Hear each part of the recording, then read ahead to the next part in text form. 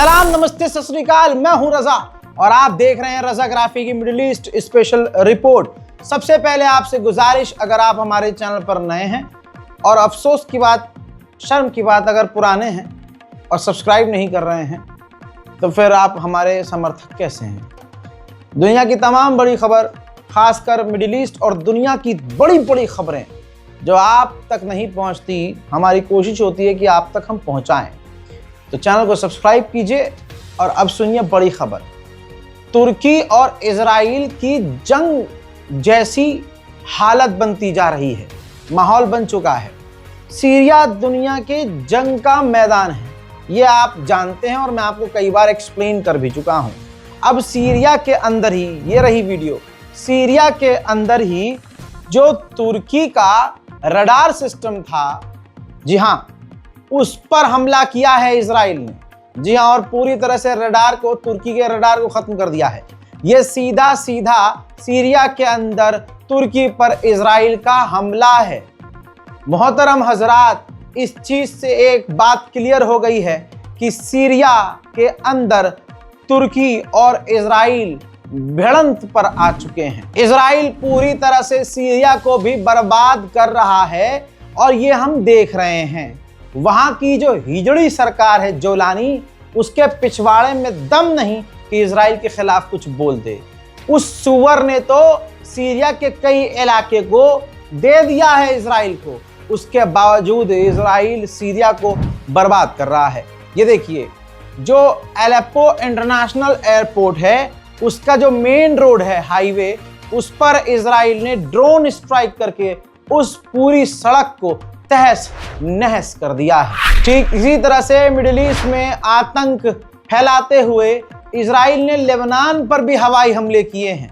दुनिया कहती है और दुनिया से कहा जाता है कि मिडिल ईस्ट के लिए खतरा ईरान है, लेकिन दुनिया अपनी आंखों से देख रही है अंधी होकर। अंधी भी हो रही है क्योंकि बोल कुछ नहीं रही है दुनिया, सब चुपचाप देख रहे हैं कि हाँ, बर्बाद मिडिल ईस्ट को इजराइल कर रहा है, इल्जाम लेकिन ईरान पर लग रहा है। आइए, सीरिया पर जो अब इजराइल ने हमला किया है, उनका मंजर मैं आपको दिखाता हूं।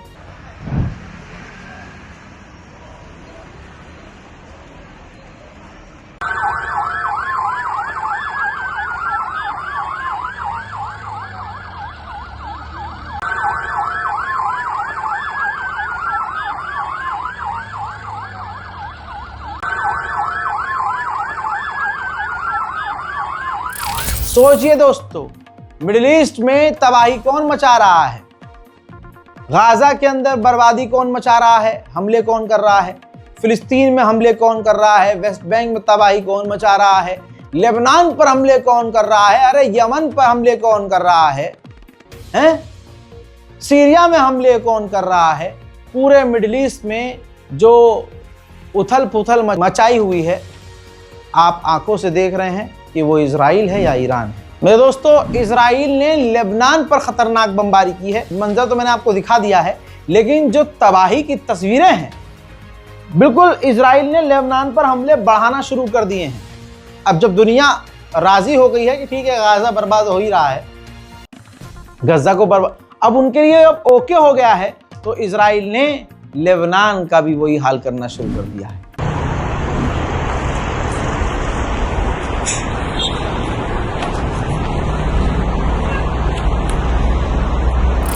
याद दिलाना चाहूंगा कि इजराइल, कहने के लिए इजराइल और लेबनान के बीच सीज फायर है।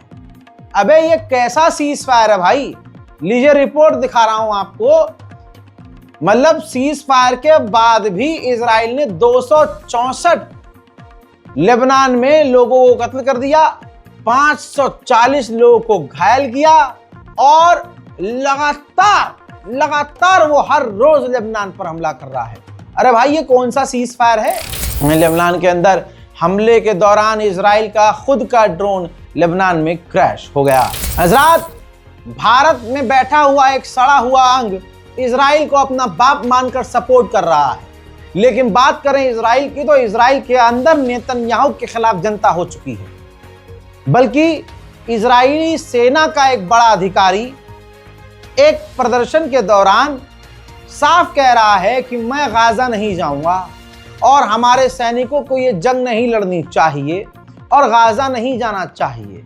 नेतन्याहू जो ऑर्डर देकर बुला रहा है, आपको उस ऑर्डर को इग्नोर करना चाहिए और इस जंग को इजराइल के प्रधानमंत्री, हमारे प्रधानमंत्री को तुरंत बंद कर देनी चाहिए। इजराइल का एक सैनिक गाजा में नरसंहार करके मौज करने के लिए ग्रीस पहुंचा, तो वहां जैसे ही पहुंचा है, हिंद रजब फाउंडेशन ने ग्रीस के अंदर ही उस इजरायली सैनिक के ऊपर केस दर्ज कर दिया है। उधर स्पेन की सरकार ने बड़ा कदम उठाया है और ऐसा कदम कोई अरब देश भी उठाने की औकात नहीं रखता।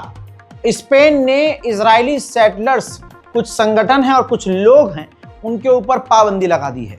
जैसा कि आप देख रहे हैं कि इजराइल के जो सेटलर्स हैं फिलिस्तीनियों पर किस तरह का जुल्म कर रहे हैं, खुल्लम खुल्ला उनके घरों और ज़मीनों पर कब्जा कर रहे हैं, फिलिस्तीनियों के ऊपर हमला कर रहे हैं, उनके घरों में आग लगा रहे हैं, खेतों को तबाह कर रहे हैं। इन तमाम चीज़ों को देखते हुए सारी दुनिया तो चुप है, लेकिन स्पेन ने सेटलर्स के एक झुंड पर पाबंदी लगा दी। यूरोपीय यूनियन की ऑफिशियल ने भी कह दिया है, महिला ऑफिशियल हैं, कहती हैं कि इजराइल गाजा के अंदर नरसंहार कर रहा है, जेनोसाइड कर रहा है, ह्यूमन राइट का उल्लंघन कर रहा है और हमारा यूरोपीय यूनियन, ये संगठन पूरी तरह से फेल हो गया है, हम उसके खिलाफ कुछ नहीं कर पा रहे हैं। उधर मेरे दोस्तों, इजराइल के विदेश मंत्री ने फ्रांस के विदेश मंत्री से फोन पर बात की और कहा कि आपके राष्ट्रपति को सोचना चाहिए दोबारा कि वो फिलिस्तीन को मान्यता ना दें और हम इमैनुअल मैक्रोन को इजराइल तब तक नहीं आने देंगे जब तक वो अपना ये फैसला नहीं बदल लेते। उधर साउथ सूडान ने दिया है झटका। इल्जाम इस पर यह था कि अमेरिका से ये डील करके गाजा के लोगों को लेने के लिए तैयार है, लेकिन एक लंबे समय के बाद साउथ सूडान ने ऐलान किया कि हम अमेरिका से कोई डील नहीं कर रहे हैं और गाजा और फिलिस्तीन के लोगों को हम नहीं लेंगे। वहीं इजराइल का राष्ट्रपति ब्रिटेन के दौरे पर जाने वाला है, जहां कहा जा रहा है कि ब्रिटेन और इजराइल कुछ बड़ी डील कर सकते हैं। उधर हमास ने जानकारी दी कि भैया हम तो डील के लिए तैयार हैं, जिस पर इजराइल के आईडीएफ ने धमकी दी कि हमारी जितनी कंडीशन है हमास मान ले, वरना हम गज्जा को तबाह कर देंगे। हजरात, जो अरब मुस्लिम देश नहीं कर रहे हैं वो काम कुछ गैर मुस्लिम देश कर दे रहे हैं। मुस्लिम देशों को अपनी औकात चेक करनी चाहिए, ईमान चेक करना चाहिए, जो कि नहीं है उनके पास। स्कॉटलैंड, ये तस्वीर देखिए, स्कॉटलैंड की सरकारी बिल्डिंग के ऊपर वहां की गवर्नमेंट ने और लोगों ने फिलिस्तीन का झंडा लहराया है, यानी स्कॉटलैंड पूरी तरह से फिलिस्तीन के साथ खड़ा है।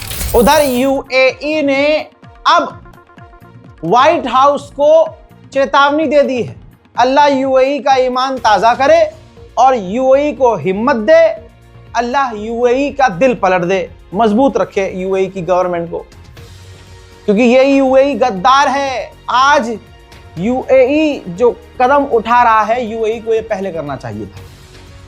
हजरात, यूएई ने व्हाइट हाउस को चेतावनी दी है कि अगर इजराइल ने वेस्ट बैंक फिलिस्तीन पर कब्जा किया तो हमारी जो अब्राहम अकॉर्ड के जरिए इजराइल से डील है, जो अब्राहम अकॉर्ड है, वो खराब हो जाएगा। उधर नेतन्याहू लगातार रिजर्व के सैनिकों को बुला रहा है, तो 365 से ज्यादा रिजर्व इजरायली सैनिकों ने मना कर दिया है कि हम गाजा बे और गाजा सिटी में कब्जा करने, हमला करने नहीं जाएंगे। अगर हम ऐसा करेंगे तो गाजा के अंदर जो हमारे इजरायली कैदी हैं उनकी जान को सीधा सीधा खतरा होगा।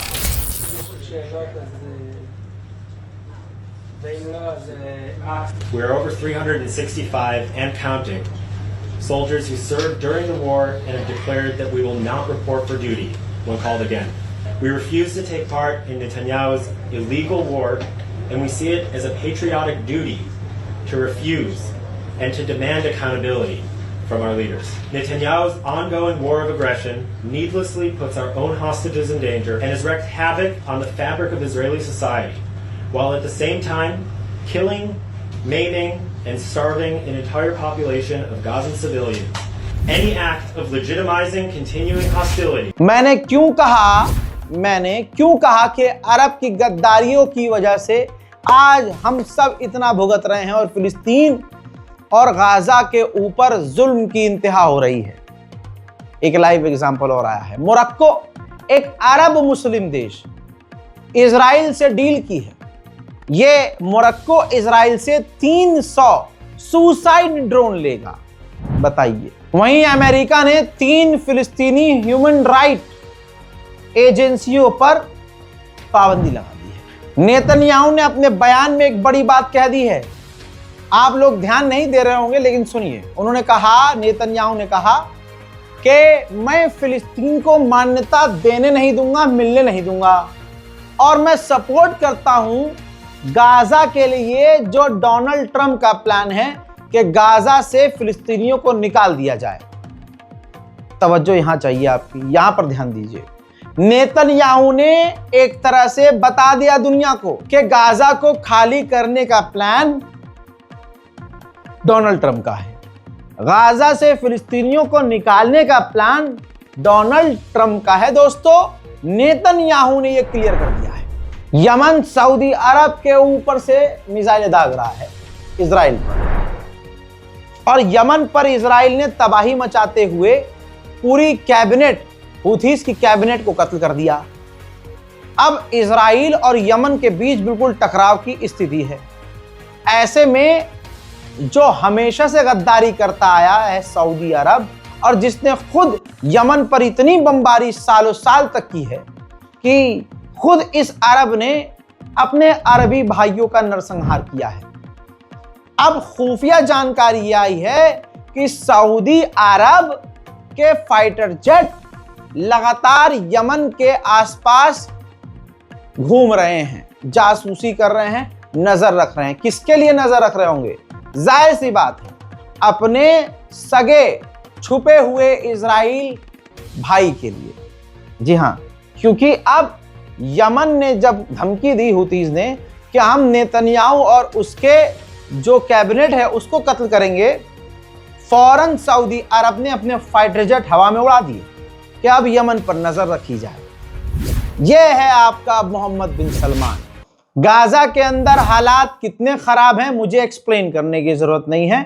मैं कल एक चीज एक्सप्लेन कर चुका था इस बारकोड के लिए कि कोटक और भी दूसरे जो बैंक है वो कहते हैं कि एक बार में आप सिर्फ 2000 रुपए स्कैनर के थ्रू आप ट्रांसफर कर सकते हैं। तो ये भी एक वजह है कि स्कैनर काम नहीं करता है। इसीलिए हमने स्कैनर के जस्ट नीचे अकाउंट नंबर, अकाउंट पे जो नाम आ रहा है अली रजा, और IFSC कोड, तमाम जानकारी दी है। तो आप अगर पेटीएम, गूगल पे इस्तेमाल करते हैं तो उसमें ऑप्शन आता है बैंक ट्रांसफर।